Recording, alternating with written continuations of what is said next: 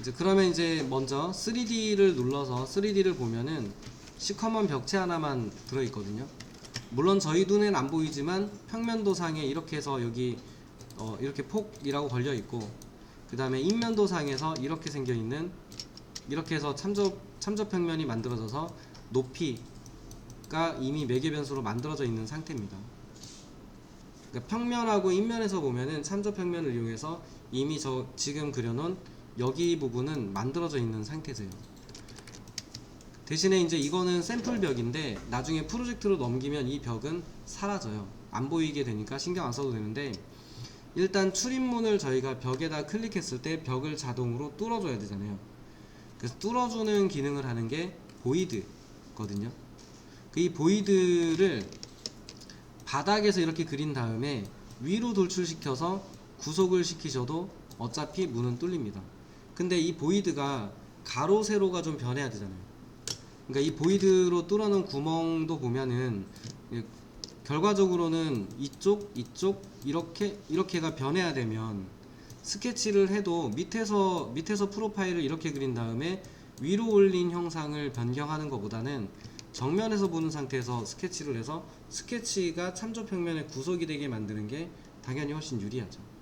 그리고 두께감만 좀 바꿔주면 되니까, 앞뒤로 두께감만 바뀌게 하면 되니까 옆으로 변하게 하는 게 더 중요하니까, 이걸 그린다 그러면 인면도에서 그리시는 게 훨씬 맞는 얘기가 되는 거죠.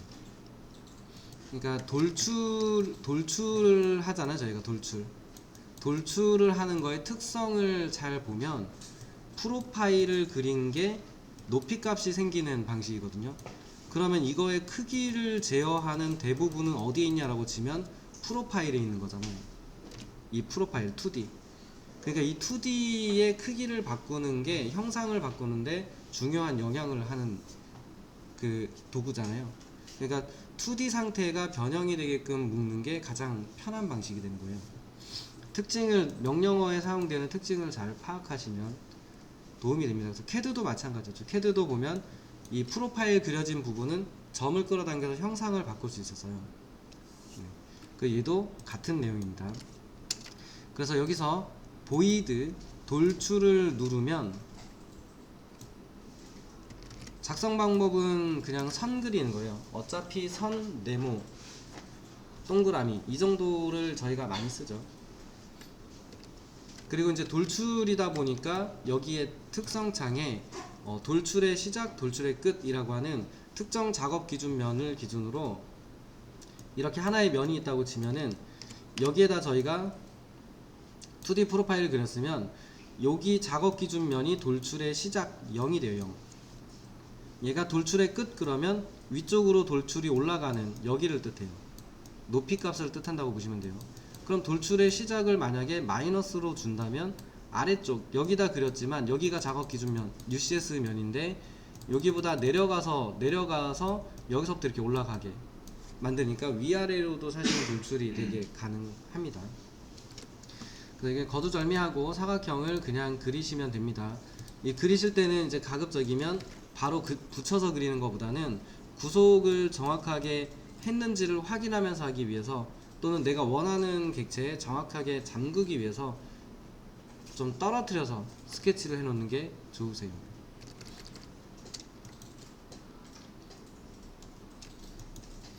그 다음에 단축키 쓰십시오. 정렬 도구 AL입니다. AL을 눌러서 참조평면에 꼭 잠그세요.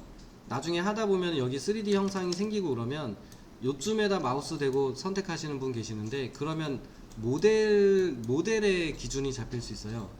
모델이 작동되지 않는 건 아닌데, 그렇게 작동돼서 안 되는 건 아닌데 나중에 문제가 될 확률이 커집니다. 그래서 항상 참조선들한테 묶으시면 돼요. 참조선 누르고 스케치 누르고 자물쇠, 참조선 누르고 스케치 누르고 잠궈 주시면 돼요.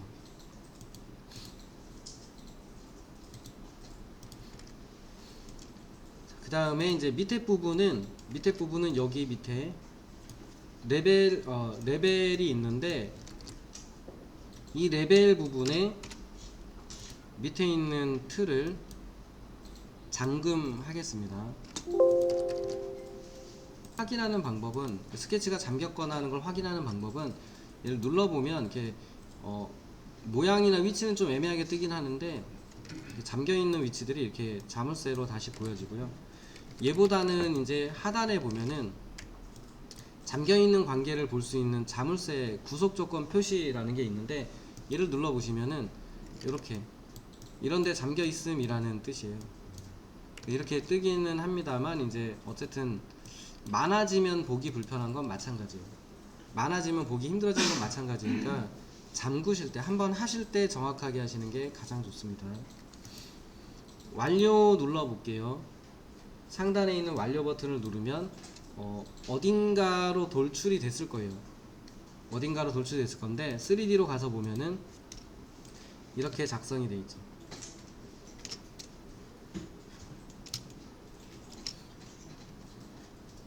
이제 얘가 이제 노란색, 오렌지색, 노란색 이렇게 뜨면은 얘는 어떤 뜻이냐면 형상을 절단하고 있지 않을 때 이렇게 떠요.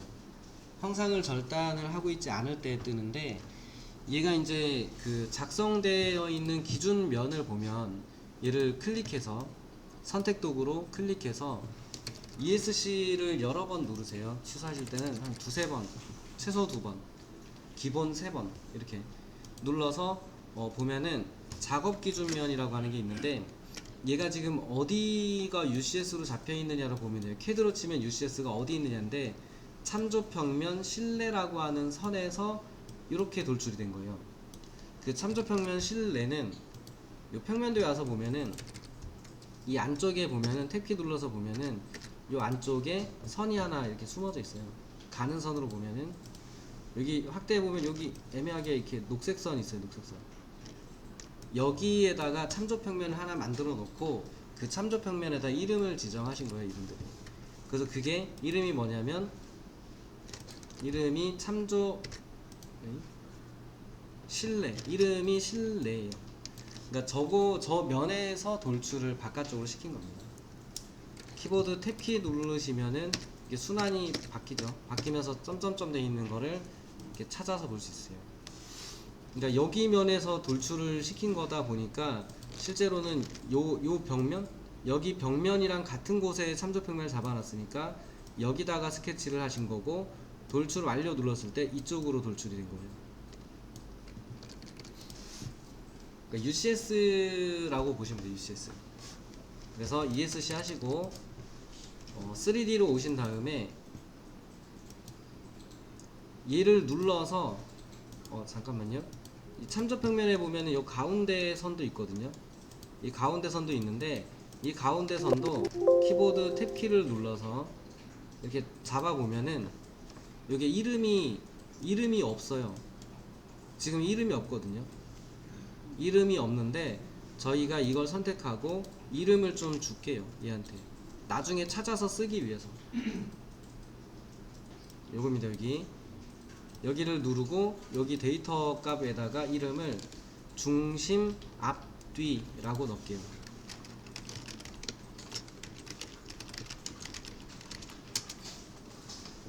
그러면 이제 얘는 이제 이름을 가지게 된 거고, 3D로 넘어와서 여기까지만 설명드릴게요. 3D로 넘어와서 얘를 누른 다음에 현재 얘가 작성되어 있는 작업 기준면은 실내라고 하는 평면이었는데, 상단에 보면은 작업 기준면 UCS, CAD로 치면 UCS를 옮길 수 있어요. 작업 기준면을 바꾸겠다라고 누르고 이 상단에 있는 작업 기준면 편집을 누른 겁니다. 얘를 누르고 작업 기준면 편집을 누르면 창이 뜨는데, 여기서 보면은 이름으로 작업 기준면을 선택할 수 있어요. 그 중심 앞뒤로 옮길게 라고 하면은 확인 누르면 얘가 가운데를 기준으로 하는 면으로 들어가죠. 평면도에서 보시면은 이제 여기서부터 이렇게 돌출된 거죠. 그러니까 저런 작업 기준면도 상황에 따라서는 옮기는 게 좋습니다. 이걸 옮기시다는 아닌데, 지금은 안 옮기셔도 돼요. 안 옮기셔도 되는데 그냥 옮겨온 겁니다. 그러면은 이 물체를 가운데로 옮긴 거는 그냥 연습 삼아 옮겨본 것도 있는데, 이런 것도 있어요. 돌출 끝과 시작 값이 여기 있는데, 이 값을 만약에 저희가 조절한다고 치면 양쪽을 동일한 값으로 주고 싶다 그러면 가운데에서 양쪽으로 동일하게 늘어나는 게 훨씬 유리하잖아요. 그래서 그냥 옮겨 본 거고, 이건 보이드니까 상관은 없습니다. 그리고 이 보이드가 이제 너무 짧으면 나중에 벽이 두꺼운 경우는 못 뚫어요. 그래서 지난번에 실습하면서 벽 못 뚫는 패밀리를 보셨잖아요. 걔네들은 이제 보이드를 한 게 아니고, 보이드로 한 분 같은 경우는 보이드를 짧게 그려놓은 거고, 만약에 했는데 안 뚫렸다라고 하는 경우는 그 아까 저희가 처음에 지웠던 애 개구부라고 하는 얘로 뚫어놔서 그래요. 얘가 모든 벽을 다 뚫어주면 좋은데 이 벽이 좀 두꺼워지거나 거리가 그 구조체하고 그 벽체하고 거리가 너무 멀거나 이러면 못 뚫는 경우가 생겨요. 그래서 보이드로 보통 뚫습니다. 지금은 이 값을 그냥 늘려주면 되죠.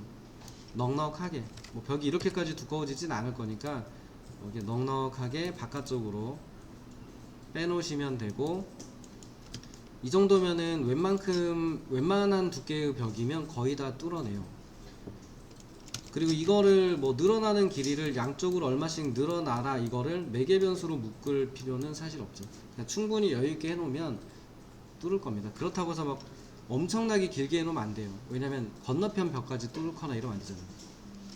그러니까 적당한 길이로 해놓으시는 게 필요하고요. 그 다음에 보이드를 만들었으니까 이 보이드가 벽을 뚫어야죠. 그래서 상단에 있는 절단 도구, 그러니까 작성해서 그냥 누르면 돼요. 누르면은 얘가 뜨잖아요. 그래서 절단 누르면 돼요. 그리고 순서 상관없습니다. 그냥 순서 상관없이 클릭하면 개구부가 뚫어져요. 그러면은 이게 별건 아닙니다만 저희가 지금 만든 거는 벽에다 클릭하고 가로 세로를 바꿀 수 있는 벽을 뚫는 패밀리를 만드신 거세요. 예를 들면 지금 상태로 어딘가 갖다 쓴다 그러면 저희 그 주택 들어가는 그 주방 들어가는 쪽에 구멍만 뚫려 있는 곳 있잖아요. 거기에다가 얘를 설치해서 쓰면 되겠죠. 물론 그래도 문틀 정도는 뭐 없어도 되지만 문 형태면 문틀 정도는 해주시면 되고, 만약에 그게 아니다 그러면 여기다 마감재 정도만 나중에 하나 해가지고 쓰시면 바로 쓸 수 있게 되는 거죠. 그래서 테스트만 한번 해볼게요. 새로 작성 프로젝트,